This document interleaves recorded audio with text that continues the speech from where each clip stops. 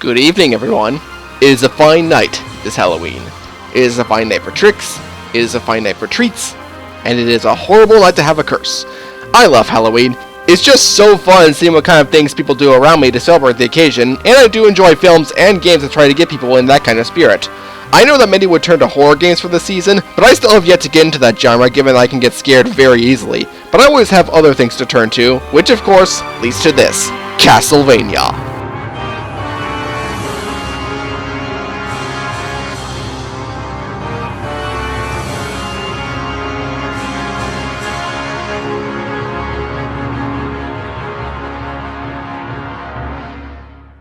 I cannot begin to tell you how long I've wanted to get into Castlevania. When I first followed internet culture, I always found at least one guy who had something to say about this famous franchise from Konami. I mean, most of the time it was over how the original 3 games stomped on their crotches with high heels, but then I get to some others who legit explored other parts of the series and showed that there are some real gems to be found here. I never got into trying one until 2017, think I clocked backlog for that, and that one was Castlevania Symphony of the Night. Back then, I tried out the game, only stuck about 2 hours into it, and then just put it down. Wasn't grabbing me. But 2 years later for this Halloween, I decided to give it another shot, and I don't know why I thought what I did back then. I legit wanted to keep playing the game as long as possible because I was having so much fun. Yeah, jumping the gun a bit here, but Castlevania Symphony of the Night really is a beautiful game, and a tried and true classic. So for this haunted night, I wanted to continue my game review so I could just go nuts about how much I love this game.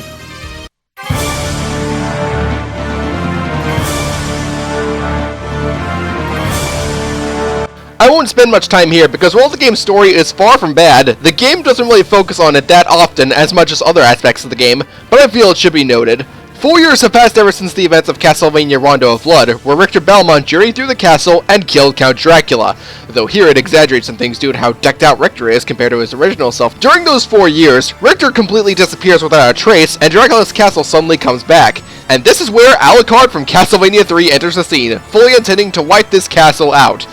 Even when meeting an older Maria along the way, and receiving an objective to find and rescue Richter, his motives are just to get rid of any potential threats, including the possibility of Dracula returning. That's about the basic gist of the plot, and there are many things that turn the story on its head. It does give a reason for every character to be present and go on the adventure, but that's kind of it.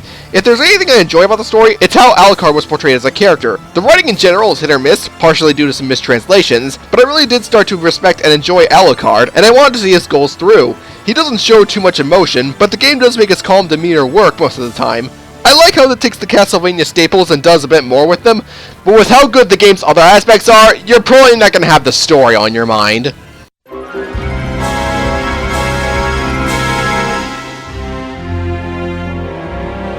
Alright, now we can get to an area where I really start to become infatuated with this game, the presentation. Symphony of the Night is just visually pretty. The sprite work is fantastic for each character and are animated very smoothly. Alucard himself can attest to that. The way he moves and reacts to various button inputs just feels so natural, and I love how there are sometimes after images of actions that he does. It's hard to explain without letting you see it.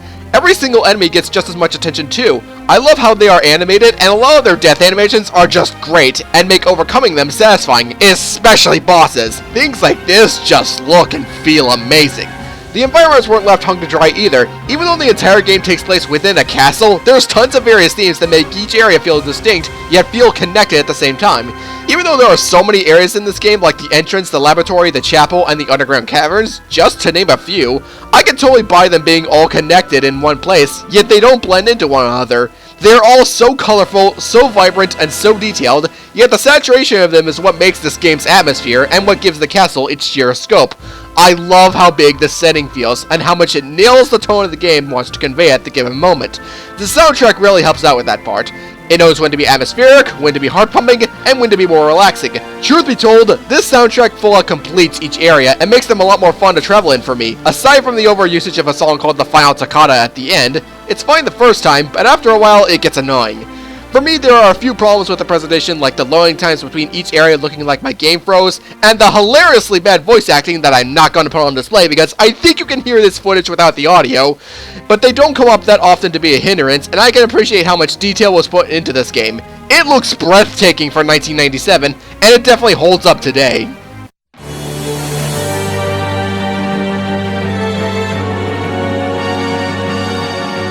It's cool that the game has a decent story and fantastic presentation and all that, but the one area where this game shines the most is gameplay.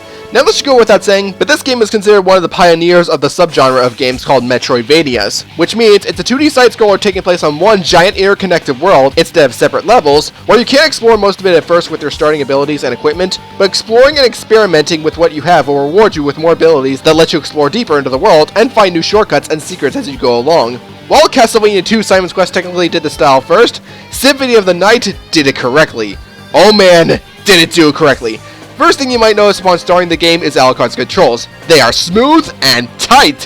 He has the right amount of weight, momentum, and speed to make any sort of situation very comfortable.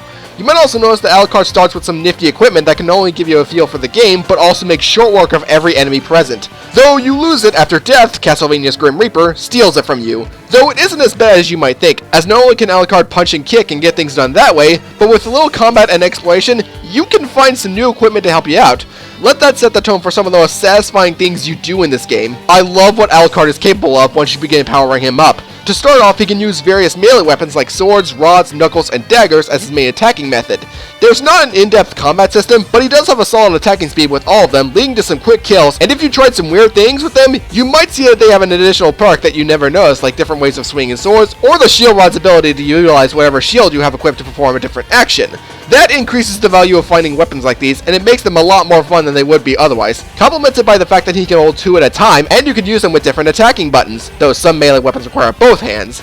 But you can't just equip these to his hands, he can also use various one-use items to even the odds. I don't use these often, but they are really handy when you need them, especially against bosses. Speaking of weird things, if you input certain button combos kinda like you would in a traditional 2D fighting game, Alucard can perform various spells. These aren't something I use too often either, because the main combat gets the job done just fine, but Hellfire can be a fun method of offense, and Soul Steal is amazing when you're surrounded by enemies and want some health. As a slight detail, it also works on inanimate objects. Don't get why that is unless they're secretly living beings, but you know what, let's move on.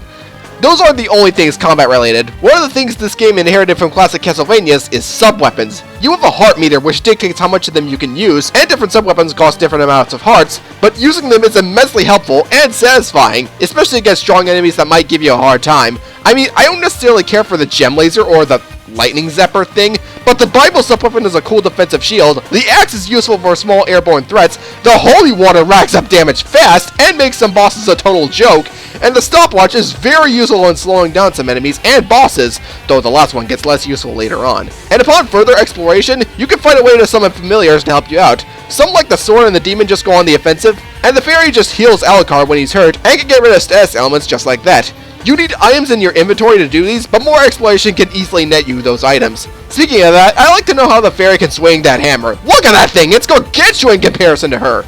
As for the final ability, Alucard can transform into various different forms to bypass certain obstacles or explore areas that are harder to reach otherwise. I mean, I don't necessarily care for the mist transformation because it's just a way to bypass certain gates, but the wolf and the bat transformation are excellent. I mean, the wolf is very mediocre when you first get it, but when you get another upgrade for it, it makes like Sonic and travels at Mach speed when you get some momentum going, and annihilates just about everything in its path. This makes traveling down long hauls so much easier and so much more fun.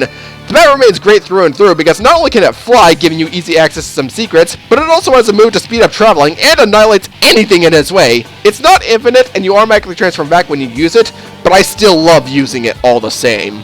So you have a lot on your plate. Thankfully the game doesn't really try to force these down your throat. It lets you try out all of them and see what you like to do. Sure, you might need to use a transformation or an upgrade sometimes to explore the castle, but no matter where you go or what you do, there's always something to look forward to in order to become stronger. Speaking of getting stronger, someone on the team added a few RPG elements as there are stats and a level up system for good measure, increasing the value of the equipment you find and the various monsters you fight. Though this does have a side effect that may or may not matter depending on who you ask. Because you have so much to work with, the enemies don't really pose that much of a threat. Not even the bosses. Sure, they can be tough when you first get to them depending on what you have, but when you get some good equipment, they fall apart so fast. But they are really rewarding to find because most of the time, you can find them in your equipment that opens up many possibilities. With all these and other attributes, I find it very hard to get lost in this game. The map is very useful in discerning your location, as well as the locations of save points, and there are these warp rooms that can immediately take you to another part of the castle. Putting aside the minor annoyance that you can't choose which warp room to go to, this cuts unnecessary backtracking down by a lot, which is great. In fact, most of the backtracking I did was my choice, because I wanted to see what was beyond the point that I could not access yet now that I had the necessary upgrade to look at it. It's great that the game rewards you for things like that. But that's only for the normal castle, as after a certain point in the story, the game drops you into the inverted castle, which is just like the first one, except upside down.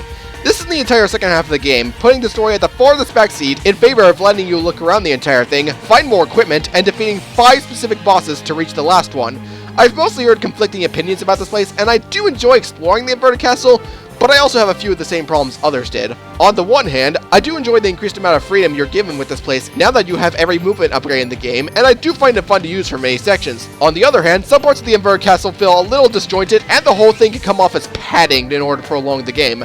Let me put it this way, assuming you don't go after absolutely everything, the entire game only takes about 7 to 8 hours to beat. Without the inverted castle, it would only last 3 to 4 hours. I mean, it's not that big of a deal, at least to me anyways, but I can understand why some wouldn't really like that. But you know what, despite the ability to break the game in half if you want to, the game is still a blast and immensely satisfying to play. If almost everyone still massively enjoys the main bulk of the game despite a few opinion differences, that means the devs made the gameplay truly amazing.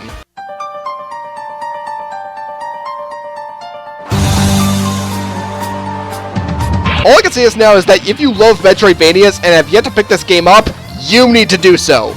Right now. Even if the market has lots of other good games like this, some even from the same series, Castlevania Symphony of the Night is something I can wholeheartedly recommend to anyone. Despite what few problems it has, the game is just so intriguing and so much fun for me to really care. No matter what system you get it for, I'm certain you'll be playing one of the best games in the Metroidvania genre. It is absolutely worth it in the end. I'm the Lightning Ripper, and I would like to know how I ended up with this amount of health when I got to the final boss. Alucard, can you explain that to me? No. Probably shouldn't have asked. Anywho, happy Halloween, everyone!